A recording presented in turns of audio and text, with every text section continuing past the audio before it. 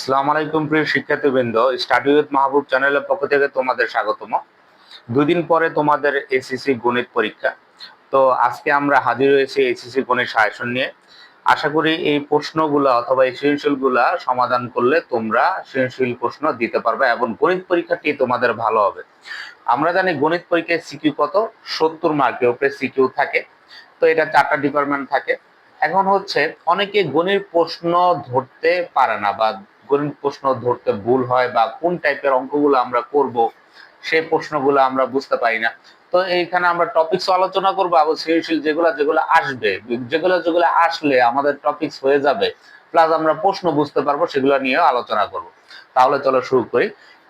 গণিতের প্রথম বিভাগটা হচ্ছে ক বিভাগ। ক বিভাগকে বীজগণিত বিভাগ বলা হয়। এখন প্রথম অধ্যায়টা হচ্ছে এক। অধ্যায় একের ভিতরে আমরা প্রথম যে অংশটা পড়বো সেটা হচ্ছে পৌনঃপুনিক। পৌনঃপুনিকের ভিতরে কি করব? যোগ বিয়োগ গুণ ভাগ করব। আসলে এই অধ্যায় একের সাথে হচ্ছে মিলিয়ে অধ্যায় 2 এর প্রশ্ন হয়, অধ্যায় একের সাথে অধ্যায় 2 এর প্রশ্ন মিলিয়ে করা হয়। এই পৌনঃপুনিকের অঙ্কগুলো আমাদের আসে 2 মার্কের জন্য, অর্থাৎ জ্ঞানমূলকের জন্য। এটা আসে হচ্ছে আমাদের 2 মার্কসের জন্য।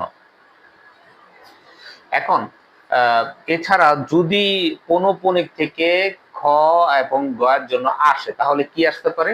খ এবং গ এর জন্য আসতে পারলে মৌলিক অমূলক সংখ্যা। অমূলক সংখ্যা যে কোনো একটা লিখলেই হয়। একটা পারলে এগুলা একটা মতো করে সবগুলা লিখতে হয়। তাহলে এবার চলে আসো অধ্যায় 2। এখান থেকে একটি প্রশ্ন শিওর থাকবে, একটি শিওর থাকবে এখান থেকে প্রশ্ন।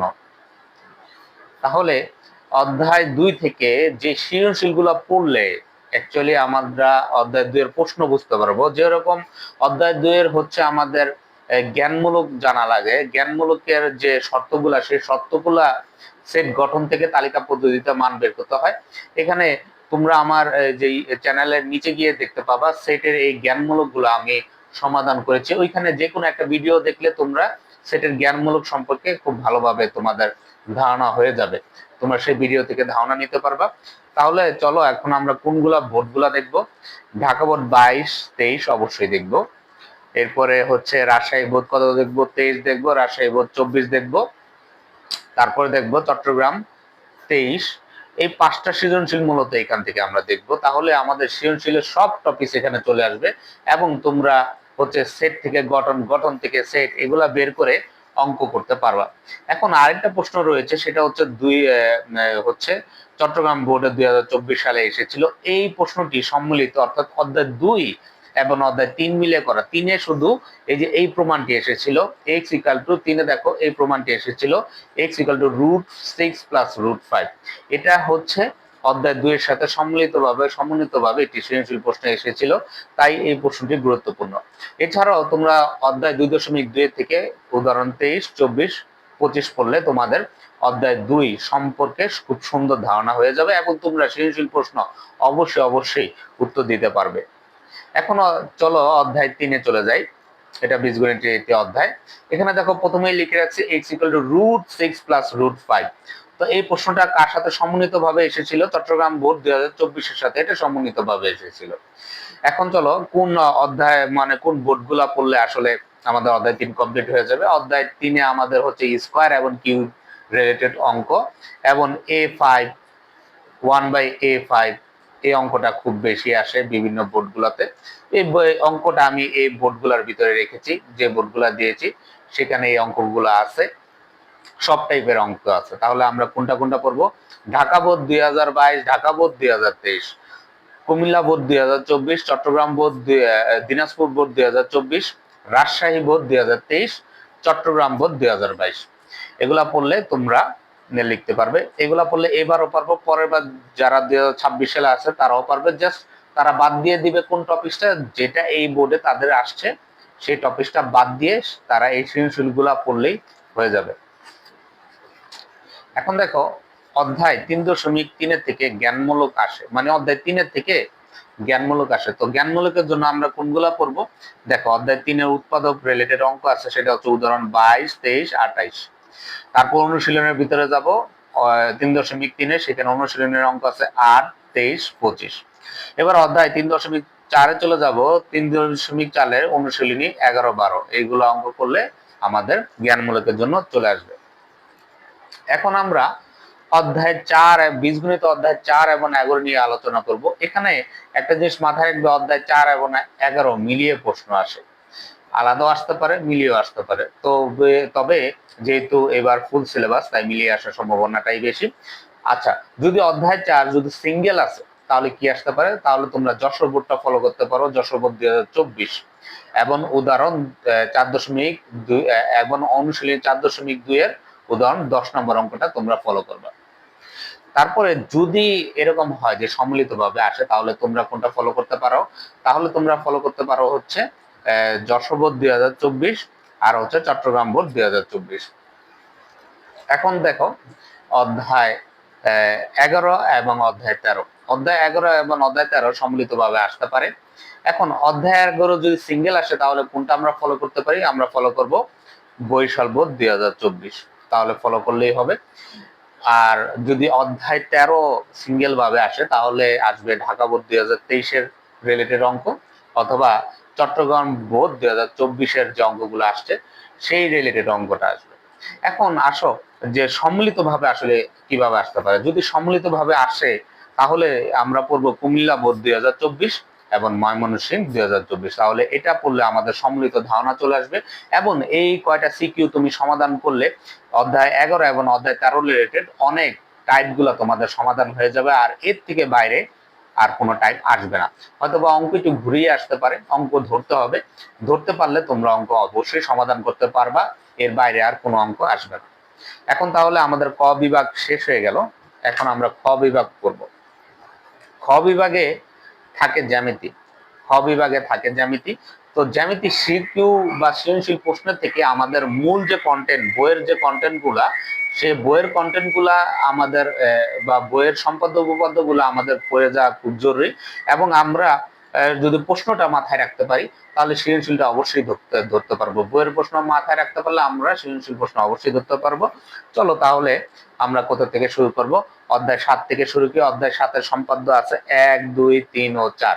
এর মধ্যে 1, 2, 3টা খুব বেশি ইম্পর্টেন্ট, এছাড়াও রয়েছে উদাহরণ 4টা ইম্পর্টেন্ট আছে। এখন চলো 7.1 অনুশীলনী অতটা ইম্পর্টেন্ট না, আমরা 7.2 এর যে অনুশীলনী রয়েছে সেটা 17 থেকে 19 আমরা কমপ্লিট করব। 17 থেকে 19 কমপ্লিট করলেই হবে। এবার চলো অধ্যায় 8-এ চলে যাই। অধ্যায় 8-এ উপপাদ্য এবং সম্পাদ্য উভয়ই রয়েছে। তাহলে উপপাদ্য কোনটা পড়বো? 19 পড়বো, 20 পড়বো, 21 পড়বো, 23 পড়বো, 26 পড়বো। আর সম্পাদ্য কত পড়বো? সম্পাদ্য পড়বো হচ্ছে 8, 9, 10, 11। এর মধ্যে 8 নাম্বারটা 2 এর জন্য আসে, আর 9, 10, 11 এগুলো 4 এর জন্য আসে। আচ্ছা, এখন দেখো অধ্যায় 8-এর অনুশীলনী কি কি আসতে পারে। অনুশীলনী 8.1 থেকে 7 নাম্বার ইম্পর্টেন্ট আছে, এটা একটা উপপাদ্য। 8.2 থেকে 1 এবং 2 নাম্বার আছে, এটাও উপপাদ্যের অনুশীলনী। 8.3 থেকে 3 নাম্বার আছে, এটাও উপপাদ্য অনুশীলনী। 8.4 থেকে 5 নাম্বার আছে, এগুলা হচ্ছে ইম্পর্টেন্ট। এগুলা থেকে তোমার সিকিউর রিলেটেড যে উপপাদ্যগুলা সেগুলা চলে আসবে। আর 8.5 এটা হচ্ছে সম্পাদ্য, এটা 14 আর 15 আমাদের পড়ে গেলেই হবে। তাহলে জ্যামিতি এই যে সাজেশনটা, এই পৃষ্ঠাটা, এই সাজেশনটা খুব সুন্দরভাবে পড়ে গেলে জ্যামিতি প্রশ্নটা বুঝতে হবে। জ্যামিতি এইগুলো যখন আমরা পড়বো, এই অধ্যায় 7 আর অধ্যায় 8 যখন পড়বো, আমরা প্রশ্নটা ভালো করে মনে রাখবো যে এটা এই প্রশ্নটা কিভাবে আসতে পারে। এই প্রশ্ন অনেক সময় হয় যে আমরা পারি কিন্তু আমরা প্রশ্ন ধরতে পারি না, এই কারণে আমরা উত্তর দিয়ে আসতে পারি না। আমাদের প্রশ্ন মাথায় রাখতে হবে, অবশ্যই দেখবা যে এই প্রশ্ন অনুসারেই প্রশ্ন আসছে এবং তোমরা উত্তর দিতে পারছো। এখন আমরা পড়ব গ বিভাগ। গ বিভাগে রয়েছে ত্রিকোণমিতি এবং পরিমিতি। তাহলে অধ্যায় গ বিভাগে ত্রিকোণমিতি রয়েছে নবম অধ্যায় এবং দশম অধ্যায়। তাহলে আমরা আগে এগুলো নিয়ে আলোচনা করে নিই। এখন দেখো ঢাকা বোর্ড 2023 সালে যে 2টি সৃজনশীল আসছিল, 2টি আমরা পড়ব। কুমিল্লা বোর্ড 24 সমাধান করব, ময়মনসিংহ বোর্ড 24 সমাধান করব, এরপরে চট্টগ্রাম বোর্ড 24 সমাধান করব এবং রাজশাহী বোর্ড 2023 সমাধান করব। এই কয়টা সিকিউ যদি আমরা সমাধান করি তাহলে ত্রিকোণমিতি সম্পর্কে আমাদের খুব ভালো ধারণা হবে। আমাদের 9.1-এ আসলে সরল করা লাগে, আর 9.2-এ থিটার মান বের করা লাগে। তো সরল করা এবং থিটার মান বের করা দুইটাই তোমরা শিখতে পারবে এই 5-6টা সৃজনশীল করতে পারলে। এবং বইয়ের যে অঙ্কগুলো খুবই গুরুত্বপূর্ণ, সেটা হচ্ছে 183 নাম্বার পৃষ্ঠায় উদাহরণ 11 এবং কাজের ক খ। এবং 196 নাম্বার পৃষ্ঠায় অর্থাৎ 9.2 অনুশীলনের ভিতরে 23, 24, 25 এই তিনটা অঙ্ক খুব ইম্পর্টেন্ট। তাহলে এটা হচ্ছে 9.1 থেকে অবশ্যই একটা সৃজনশীল থাকবে, এবার বেশি থাকবে না, একটা সৃজনশীল থাকবে।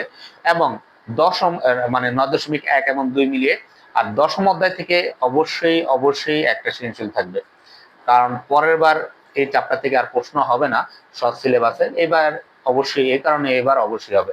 তাহলে তিনটা বোর্ড পড়লেই আমরা দশম অধ্যায়টি প্রশ্নগুলো লিখতে সমর্থ হবে। সেটা হচ্ছে Jessore board 2024, Comilla board 2024, Mymensingh board 2024।